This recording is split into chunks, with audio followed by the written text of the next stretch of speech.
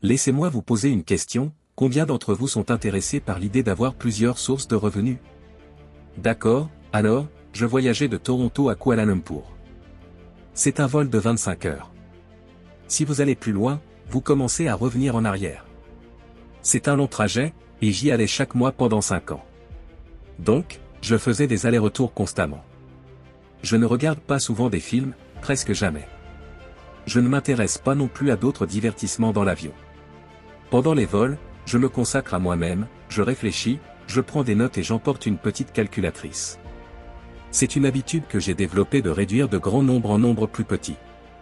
Une fois, je rigolais et j'ai écrit un nombre avec 6 zéros en haut d'une feuille de papier pendant le trajet. Je réfléchissais, j'ai gagné $1 million il y a longtemps en une année, et je me demandais, qu'est-ce qui est si spécial là-dedans? Quel est le secret? 1 million semble être un chiffre magique pour la plupart des gens. Ce n'est pas une somme énorme, mais si vous n'en avez pas, c'est beaucoup. Je me suis demandé, que font les gens pour gagner autant d'argent? J'ai commencé à réfléchir à certaines personnes que je connaissais et qui gagnaient une belle somme. Je me suis rendu compte qu'ils n'avaient pas une seule source de revenus. J'ai continué à jouer avec cette idée jusqu'à comprendre qu'ils avaient plusieurs sources de revenus, et moi aussi j'en avais plusieurs. C'est alors que j'ai pensé, nous devrions créer un programme pour enseigner aux gens comment gagner $1 million en mettant en place plusieurs sources de revenus. Je suis descendu de l'avion avec cette idée et j'ai appelé Mark Victor Hansen. Il a contacté Jacques Canfield, et ils ont ensuite contacté Lee Pullo. Nous avons mis en place un programme intitulé « 1 million » et c'était vraiment intéressant. Cela a donné naissance à une série de livres qui les ont rendus millionnaires. Ils ont réalisé d'énormes profits grâce à ces livres. C'était une publication phénoménale des années 90, autour de 1991, si je ne me trompe pas. Quoi qu'il en soit, nous avons vraiment adopté cette idée de plusieurs sources de revenus, et c'est une idée formidable. La plupart des personnes que je connais et qui gagnent une somme respectable n'ont pas une seule source de revenus. Et ils ne travaillent pas forcément pour cela. En fait, le travail est la pire façon de gagner de l'argent. C'est ce qui est mentionné dans le livre « Pensez et devenez riche », qui souligne que travailler n'est pas la meilleure manière de générer de la richesse. Alors, qu'en pensez-vous? Parlons plus en détail de comment créer plusieurs sources de revenus et atteindre notre meilleure version sans trop dévoiler nos plans. Beaucoup de gens pensent que gagner de l'argent équivaut à travailler dur, mais cette perception est erronée. Une fois, je participais à un programme télévisé avec Robin Leach, et je me souviens que, pendant les pauses, nous avons discuté de ce sujet.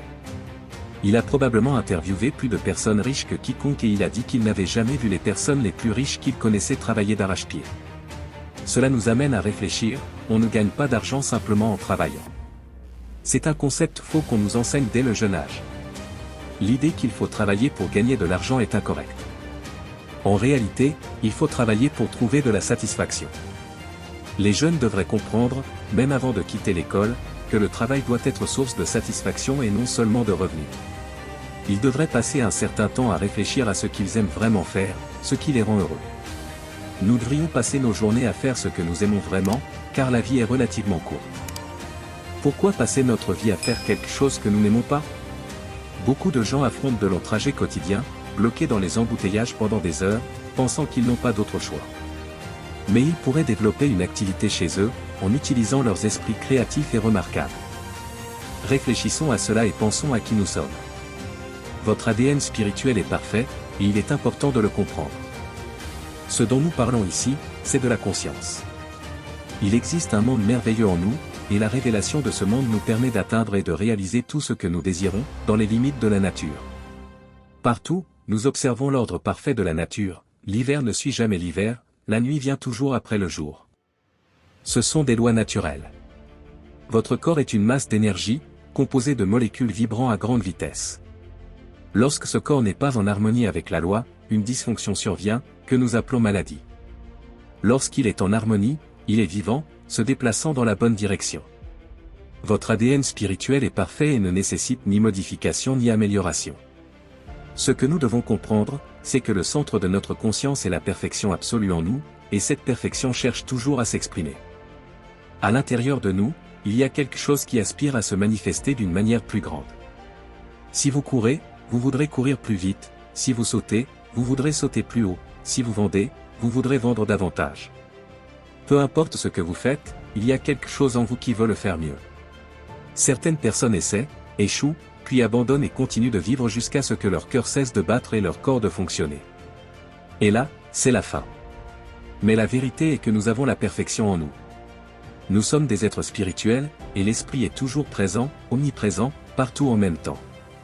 L'esprit est tout-puissant, et tout le pouvoir qui a existé ou existera est stocké en nous.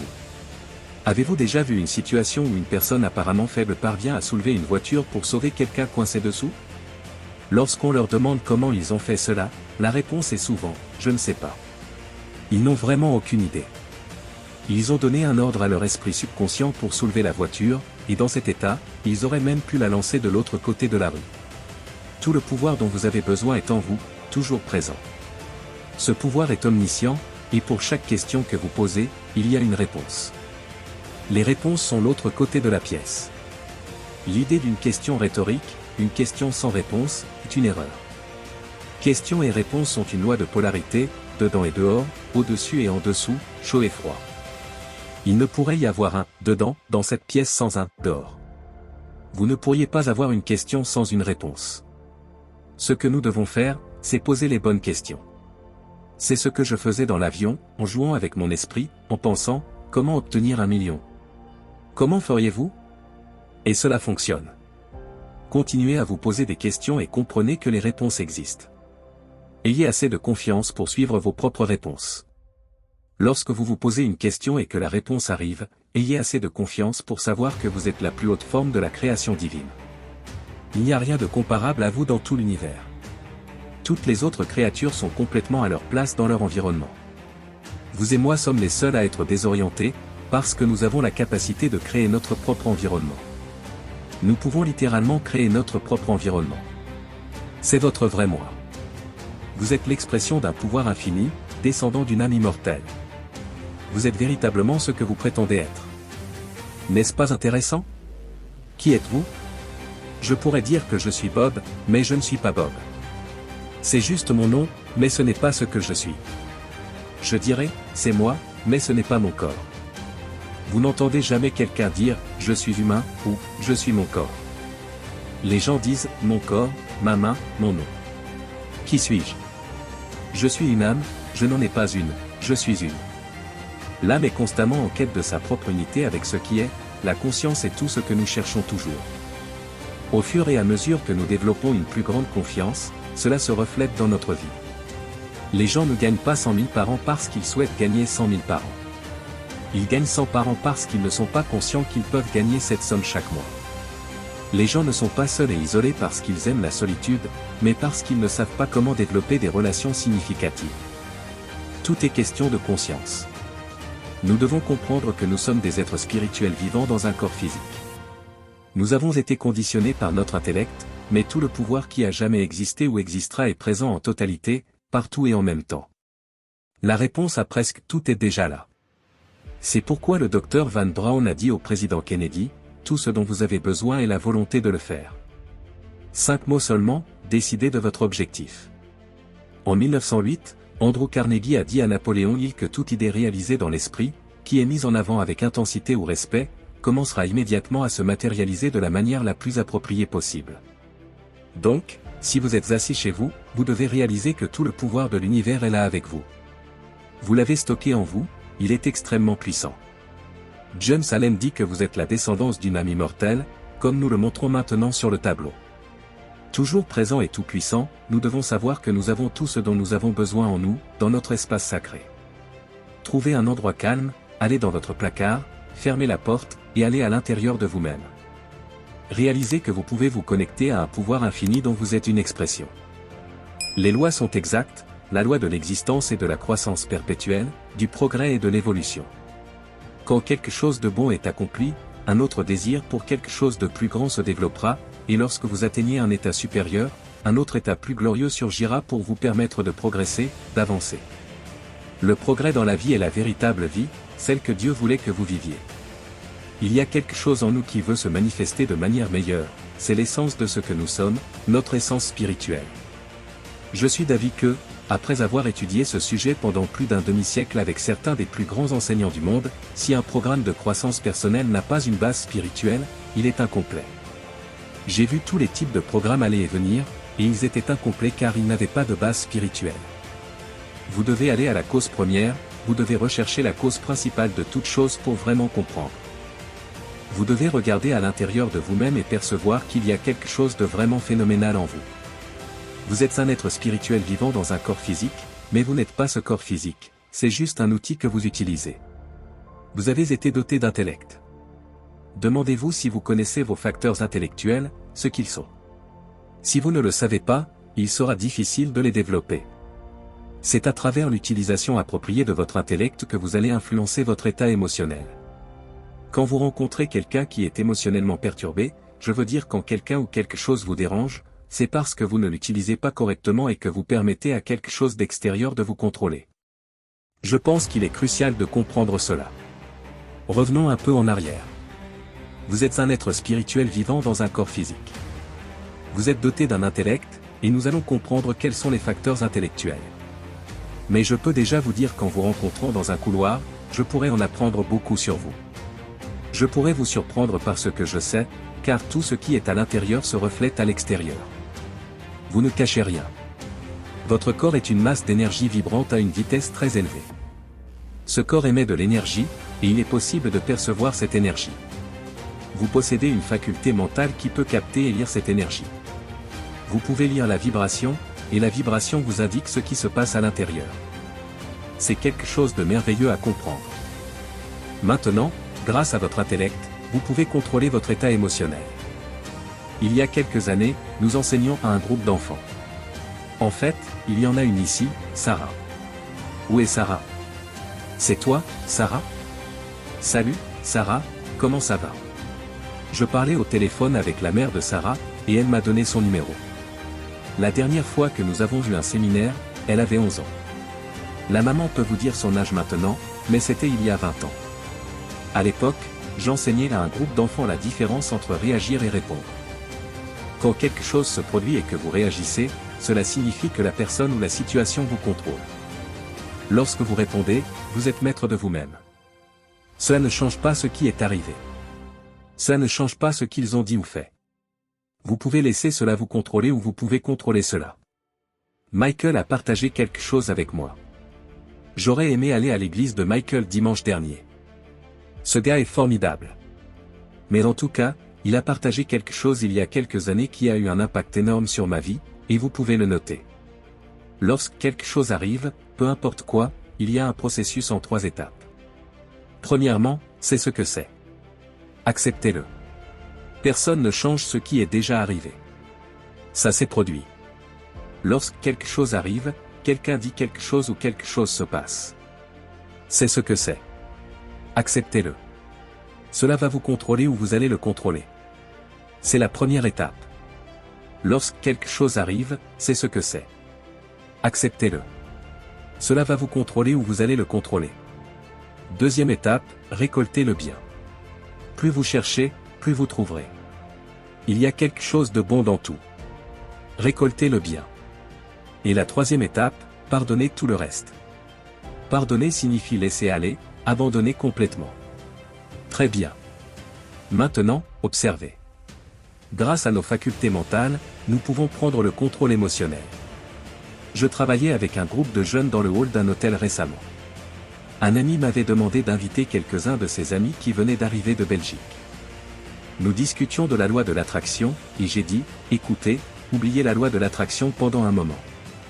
Vous savez ce que vous devez faire? Devenez conscient de ce que vous ressentez. Entrez en contact avec vous-même. Devenez conscient de vos émotions. Si vous ne vous sentez pas bien, cela signifie que vous êtes dans une vibration négative. Et si vous êtes dans une vibration négative, vous attirerez de l'énergie négative. Vous ne pouvez attirer que ce qui est en harmonie avec vous. Si vous vous sentez bien, alors vous êtes dans une vibration positive. Vous attirerez de l'énergie positive. Donc, comme je l'ai dit, soyez conscient de ce que vous ressentez. Vous pouvez noter cela. Soyez simplement conscient de vos émotions. Comment vous vous sentez détermine la vibration dans laquelle vous vous trouvez. Ressentir est l'état conscient de la vibration. Si nous nous sentons bien, nous attirons de la bonne énergie. Si nous ne nous sentons pas bien, nous attirons de l'énergie négative. Et, soudainement, nous pouvons changer cela. L'intellect contrôle ce que nous faisons avec les informations que nous recevons. Allons-nous contrôler cela ou allons-nous laisser cela nous contrôler? Tout dans la vie est une question de choix. Tout échec dans la vie résulte du fait de s'éloigner de l'infini autour de nous.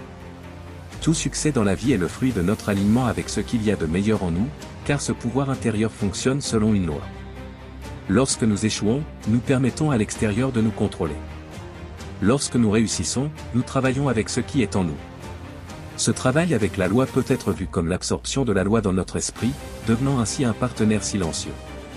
Maintenant, ce n'est pas quelque chose que l'on maîtrise du jour au lendemain. Je travaille là-dessus depuis longtemps et je n'ai pas encore terminé le processus. Mais je peux garantir une chose, si je commence à me sentir mal, je ne reste pas dans cet état longtemps, car je sais ce que je fais avec moi-même. Il fut un temps où je me sentais mal pendant de longues périodes. Je ne me sentais bien que de temps en temps, et je n'étais donc pas heureux. Je pense que je n'ai jamais vraiment été heureux. La joie et le plaisir sont des choses différentes. Le plaisir est superficiel, tandis que le bonheur est profond et durable. Nous devons comprendre la différence entre ces deux notions. Réfléchissons à cela et pensons à nous-mêmes. Qu'est-ce que l'esprit? L'esprit est simplement ce qu'il est. Le théologien ne peut pas en dire plus. L'esprit est la cause et l'effet de lui-même, présent uniformément partout en même temps, ne peut être créé ni détruit. Il est présent partout en même temps. Imaginons cela en termes de niveau de vibration ou de fréquence. Les meilleures choses se trouvent dans des fréquences élevées, touchant la partie spirituelle. La partie basse est la partie physique. Mais, étant donné comment nous avons été créés, nous possédons un intellect et, grâce à lui, nous avons la capacité de capter des éléments de la partie spirituelle et de modifier tout dans la partie physique. Nous devons comprendre que chaque fréquence est connectée à celle qui est au-dessus et à celle qui est en dessous. Rien n'est séparé, tout est connecté. Nous sommes tous interconnectés. Chaque fréquence a une fréquence au-dessus et une en dessous. Ces fréquences se rejoignent comme les couleurs d'un arc-en-ciel, sans ligne de démarcation claire où l'une se termine et l'autre commence. Regardons cela autrement. Imaginez que vous avez un verre d'eau. Nous avons une bouteille d'eau. Nous prenons le verre et le remplissons d'eau. Le verre est de l'énergie, la bouteille est de l'énergie, l'eau à l'intérieur est de l'énergie, et la main qui tient tout cela est aussi de l'énergie. Si vous ajoutez de la chaleur à ce récipient d'eau, l'eau ne restera pas dans la même vibration longtemps. Elle passera à une fréquence plus élevée, une vibration plus haute, et se transformera en vapeur. Vous ne vous êtes pas débarrassé de l'eau ou de l'énergie, vous avez simplement changé la forme de l'eau. En ajoutant de la chaleur, l'eau est devenue de la vapeur, passant à une forme d'énergie plus élevée, mais c'est toujours la même énergie. Cette transformation montre qu'en ajoutant de la chaleur ou de l'effort, nous pouvons changer notre état et notre vibration. Et, en comprenant et en appliquant cela, nous pouvons contrôler notre état émotionnel et créer la réalité que nous désirons. Soyez conscient de ce que vous ressentez. Si vous ne vous sentez pas bien, cela signifie que vous êtes dans une vibration négative. Et si vous êtes dans une vibration négative, vous attirerez de l'énergie négative. Vous ne pouvez attirer que ce qui est en harmonie avec vous. Si vous vous sentez bien, vous êtes dans une vibration positive et attirerez de l'énergie positive. Par conséquent, soyez conscient de ce que vous ressentez. Le sentiment est l'état conscient de la vibration. Si nous nous sentons bien, nous attirons de la bonne énergie. Si nous ne nous sentons pas bien, nous attirons de l'énergie négative.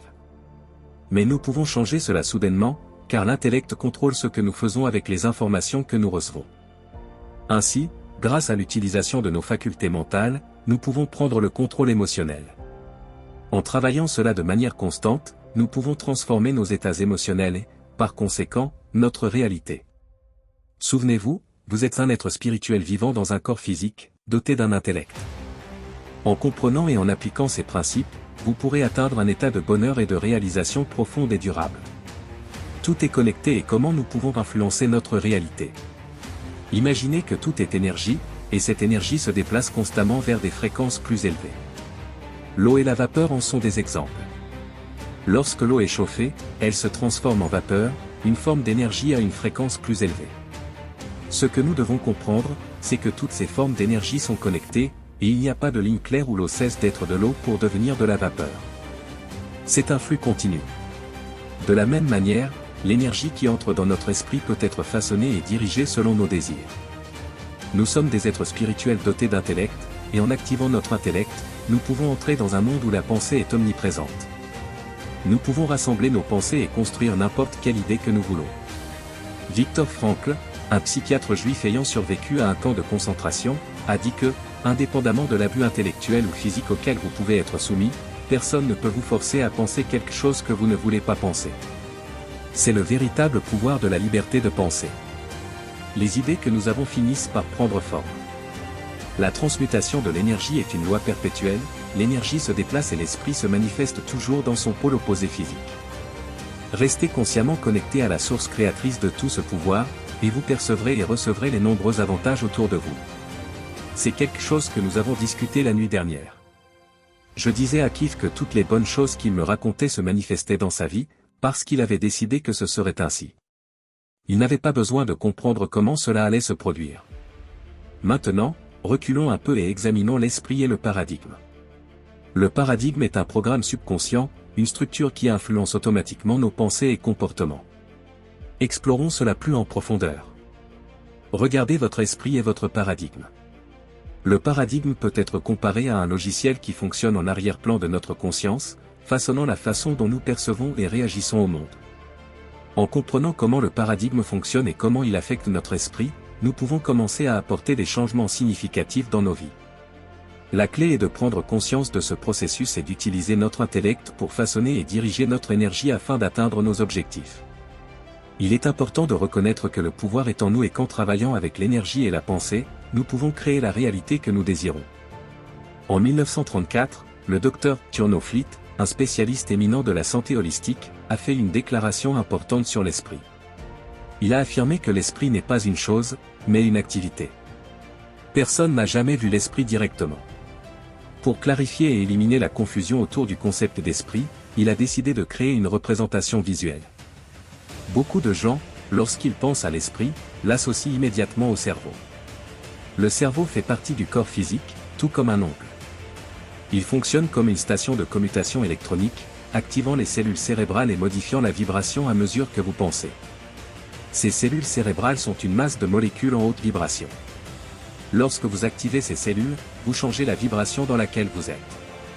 L'esprit ne peut pas être vu de la même manière que le cerveau ou le corps physique. Le Dr Fleet a proposé un modèle visuel pour comprendre l'esprit, le corps et comment ils interagissent. Il a créé un grand cercle pour représenter l'esprit conscient et subconscient, et un petit cercle pour représenter le corps. C'est une des idées les plus précieuses qu'il a apprises et que je considère également comme essentielle. Explorons comment cela fonctionne. Le grand cercle représente votre esprit conscient et subconscient, et le petit cercle représente le corps. L'esprit conscient est la partie pensante de votre esprit. C'est là que vous exercez la capacité de penser et de prendre des décisions. C'est l'esprit éduqué, celui qui traite la logique et l'intellect. Tous vos facteurs intellectuels se trouvent dans l'esprit conscient. En revanche, le subconscient est l'esprit émotionnel. Il fonctionne différemment de l'esprit conscient et est plus réactif que déductif.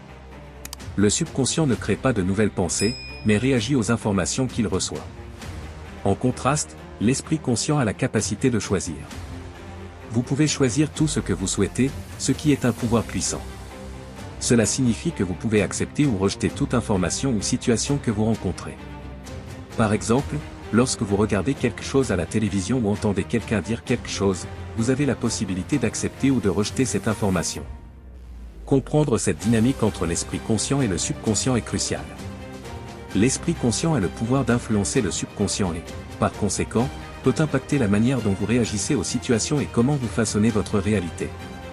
En reconnaissant et en utilisant cette capacité de choix, vous pouvez diriger votre vie de manière plus efficace et atteindre vos objectifs. Vous avez la capacité d'accepter ou de rejeter quoi que ce soit. Lorsque vous rejetez quelque chose, vous exercez le pouvoir de l'esprit conscient. Ce pouvoir circule en vous et à travers vous tout le temps, sans interruption. L'esprit conscient est responsable de filtrer et de décider ce qui arrive au subconscient. Avant que quoi que ce soit puisse être stocké dans le subconscient, cela doit passer par l'esprit conscient. Si vous n'utilisez pas l'esprit conscient pour filtrer ce qui entre dans le subconscient, ce dernier acceptera tout ce que vous envoyez, car il n'a pas la capacité de rejeter des informations. Il est crucial de comprendre cela, le subconscient ne peut pas différencier entre ce qui est réel et ce qui est imaginaire. Il fonctionne selon une loi qui stipule que tout ce qui est répétitivement imprimé dans l'esprit subconscient doit se manifester sous forme physique. C'est la raison pour laquelle le pouvoir de la suggestion, comme décrit dans le livre Penser et devenir riche, est si efficace. Le subconscient n'a pas la capacité de rejeter quoi que ce soit. Lorsque quelqu'un tente de vous hypnotiser, il désactive réellement votre esprit conscient, supprimant le facteur de raisonnement critique et donnant un accès libre à votre esprit subconscient. Cela permet de planter une idée dans le subconscient, comme ressentir le froid ou la chaleur, et l'esprit acceptera cette suggestion sans questionner. Nous sommes constamment bombardés d'informations de différentes sources radio, télévision, journaux et nous laissons souvent notre esprit ouvert à tout cela. Par exemple, en regardant la télévision, nous pouvons nous sentir anxieux, agités, en colère ou heureux, en fonction de ce qui est diffusé. L'esprit subconscient ne fait pas de distinction entre la réalité et la fiction, il réagit simplement aux informations qu'il reçoit. La raison en est que nous sommes programmés pour laisser notre esprit ouvert. Cela fait partie de notre paradigme, nous sommes littéralement programmés pour recevoir et accepter des informations sans filtre. Maintenant, visualisons cela plus clairement, imaginez la figure qui vous représentez aujourd'hui et remplacez-la par une figure représentant vous dans votre enfance. Ce changement aide à comprendre comment notre programmation initiale façonne la manière dont nous recevons et traitons les informations tout au long de notre vie. Ce que nous apprenons et expérimentons dans notre enfance influence profondément la façon dont nous réagissons aux informations et aux stimuli dans la vie adulte. Il est essentiel d'être conscient de cette programmation afin que nous puissions commencer à faire des choix plus conscients et efficaces sur ce que nous laissons entrer dans notre esprit et comment nous utilisons notre pouvoir de choix. Commençons par l'image d'un bébé. Ce bébé accepte tout ce qui l'entoure, tout stimulus ou information va directement dans son esprit subconscient. Le bébé n'a pas la capacité de rejeter ces informations. Par exemple, si vous placez un bébé dans un environnement où l'on parle uniquement chinois, il grandira en étant fluide dans cette langue, même sans connaître l'anglais. De même, si un bébé est exposé à plusieurs langues, il peut apprendre à parler plusieurs d'entre elles avec facilité. Il y a des cas réels d'enfants qui, en grandissant dans des environnements bilingues ou multilingues, apprennent plusieurs langues sans effort. Par exemple, il y a eu un cas en Colombie où un enfant parlait 5 langues à l'âge de 4 ans. Ce n'est rien d'extraordinaire, c'est une question d'exposition et de programmation de l'esprit subconscient. Vous pouvez également enseigner la lecture aux bébés dès leur jeune âge. En exposant les bébés à des mots et des sons, vous programmez leurs esprits subconscients et aidez à construire des cellules de reconnaissance dans leur cerveau. Avec le temps, lorsqu'ils développent leur vocabulaire, ils reconnaîtront les mots et apprendront à lire. Si vous n'y croyez pas, peut-être n'essayez-vous jamais, mais c'est une réalité pour beaucoup. Le fait est que tout ce qui se passe autour du bébé entre directement dans son esprit subconscient. Dans mon cas, j'ai grandi dans une famille où personne n'était allé à l'école, et j'ai arrêté d'étudier à l'âge de 16 ans. Cependant, j'ai commencé à changer ma perspective en posant une question différente. Au lieu de demander si mes enfants iraient à l'école, j'ai demandé où ils iraient. Ce changement de perspective a été crucial. Tout comme la programmation initiale de l'esprit subconscient d'un bébé, la façon dont vous vous voyez et le système de croyances que vous avez ont été façonnés dès l'enfance. Pendant la période de formation de votre ADN, les informations et expériences que vous avez reçues ont formé votre essence et votre image de soi. Je suis né pendant la Grande Dépression et j'ai grandi avec l'idée que tout emploi était une chance. Cette pensée a façonné ma programmation et mon image de soi. Beaucoup de gens sont encore programmés pour croire qu'ils doivent accepter n'importe quoi pour obtenir quelque chose. L'image de soi est la façon dont vous vous percevez et comment vous interprétez le monde autour de vous. C'est ainsi que vous vous voyez vous-même et votre position dans la vie. Lorsque vous êtes entouré de personnes ou dans des environnements sans objectif clairement définis, vous pouvez finir par devenir esclave des trivialités quotidiennes. Beaucoup de gens vivent ainsi, fidèles à des routines et à de petites tâches sans but plus grand. En résumé, la manière dont vous êtes programmé dès l'enfance et l'environnement qui vous entoure ont un impact profond sur la façon dont vous vous voyez et votre capacité à réaliser des changements dans votre vie. Pour surmonter ces limitations, il est fondamental d'être conscient du pouvoir de l'esprit subconscient et comment il peut être dirigé pour atteindre des objectifs et transformer votre réalité. La programmation de l'esprit subconscient peut influencer nos vies et comment nous pouvons finir par devenir esclaves de ces influences. Depuis la naissance, l'esprit subconscient est comme un verre vide, prêt à être rempli de toute information qui lui est donnée. Cela signifie qu'à partir du moment où nous naissons, nous sommes programmés génétiquement et socialement avec les croyances et comportements de nos parents et des générations précédentes. Par exemple, dans ma famille, la couleur des cheveux était une caractéristique qui se transmettait de génération en génération. Quand j'étais jeune, j'avais les cheveux rouges, qui ont fini par s'éclaircir et devenir blancs. Ni mon frère ni ma sœur n'avaient les cheveux rouges, mais la mère de mon père et tous ses frères et sœurs les avaient. Parfois, ces caractéristiques et ces schémas sautent d'une génération à l'autre, mais il est important de comprendre que, tout comme les caractéristiques physiques, les croyances et les comportements peuvent également être transmis de génération en génération. Beaucoup des croyances que vous avez ne viennent probablement pas de vous-même, elles vous ont été transmises dès votre naissance et se sont construites au fil du temps. En analysant vos croyances à la lumière de la vérité, vous pouvez réaliser que certaines d'entre elles sont totalement infondées. Lorsque nous étions enfants, nous avions un esprit ouvert et absorbions tout ce qui nous entourait. Aujourd'hui, nous vivons souvent de la même manière, sans questionner ou modifier ces schémas de pensée. Pour illustrer cela, je vais raconter une blague que j'ai entendue de Michael Jackson, qui faisait souvent des séminaires et a raconté cette histoire amusante sur les ventriloques. Deux hommes montaient à cheval et se sont rencontrés sur la route. L'un d'eux était ventriloque et a défié l'autre de parler à son cheval, en disant que le cheval pouvait parler. Le ventriloque posa une série de questions au cheval, qui répondit avec une série de plaintes sur le traitement qu'il recevait. Ensuite, le ventriloque défia l'autre de parler au chien et à la mouton, qui répondirent chacun avec leurs propres problèmes et plaintes. Cette blague illustre comment, tout comme les gens peuvent s'engager dans des conversations triviales, nous pouvons aussi finir par vivre nos vies sans questionner les croyances et comportements que nous avons hérités. Demandez-vous, lorsque quelqu'un dit quelque chose de désagréable, êtes-vous contrarié? C'est un reflet de la manière dont vous êtes programmé à réagir aux situations. Souvent, nous vivons avec l'esprit ouvert aux influences qui nous entourent, sans nous rendre compte que nous suivons simplement des schémas établis sans questionner. Il est important de reconnaître ces influences et d'être conscient de la manière dont la programmation de l'esprit subconscient peut impacter nos réactions et comportements. Si nous voulons changer nos vies, nous devons commencer à questionner et réévaluer ces croyances et schémas anciens. En regardant quelque chose à la télévision, vous pouvez parfois ressentir de l'anxiété. La réponse est oui, car nous laissons notre esprit bien ouvert, et ce qui se passe entre directement dans le subconscient. Le subconscient n'a pas la capacité de rejeter, c'est comme la terre qui ne se soucie pas de ce que vous plantez.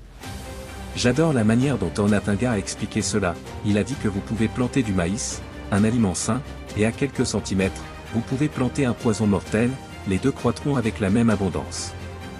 Mais il a dit que l'esprit est souvent encore plus fertile. Maintenant, observons cela un moment. Le blanc représente ce que nous enseignons, le jaune représente ce que le système éducatif nous enseigne. Nous entendons cela à l'école, nous écoutons avec nos oreilles.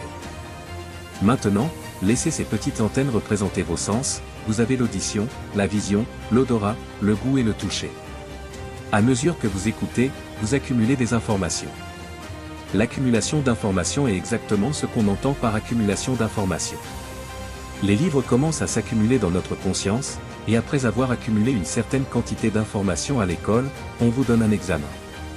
Ils veulent savoir si vous connaissez cette information, et si vous répondez correctement plus souvent que incorrectement, ils diront « Félicitations, vous avez réussi. Vous savez cette information. » Mais vous savez quoi? Ce n'est pas savoir, ce n'est pas l'apprendre, mais c'est le modèle sur lequel nous fonctionnons actuellement. Maintenant, observez cela un moment. Avoir cette information ne signifie pas que nous la savons. Nous devons être capables de répéter cela. Entendre et écouter sont deux choses totalement différentes. Vous entendez avec vos oreilles, vous écoutez avec vos émotions. Apprendre est complètement différent de l'accumulation d'informations. Apprendre, c'est quand vous vous engagez consciemment avec une idée, devenez émotionnellement impliqué avec cette idée, puis agissez en accord avec cette idée. Vous modifiez alors le résultat final, et le retour d'informations provenant du changement du résultat final représente l'expérience d'apprentissage. Je sais que si je prends cela et m'engage émotionnellement, puis fais cela, alors cela change, c'est l'apprentissage. Maintenant, examinons cela un moment. L'école nous a donné des connaissances précieuses, cependant l'école ne nous a jamais appris comment modifier le vieux paradigme. Nous ne faisons donc souvent pas ce que nous savons faire. La connaissance supérieure et les résultats inférieurs causent confusion et frustration. Donc, nous voici avec toutes les connaissances, nous avons réussi les examens, tout est dans notre esprit. Mais vous savez quoi? Les résultats ne s'alignent pas avec les connaissances. Ils sont tellement intelligents, ils savent tellement, et pourtant ils obtiennent des résultats terribles. C'est parce que la connaissance ne contrôle pas les résultats, le paradigme le fait. Le paradigme dicte les résultats, le paradigme contrôle la vibration, le paradigme contrôle l'action, le paradigme contrôle les résultats. Si vous voulez changer vos résultats, il n'y a qu'un seul moyen de le faire, vous devez changer votre paradigme.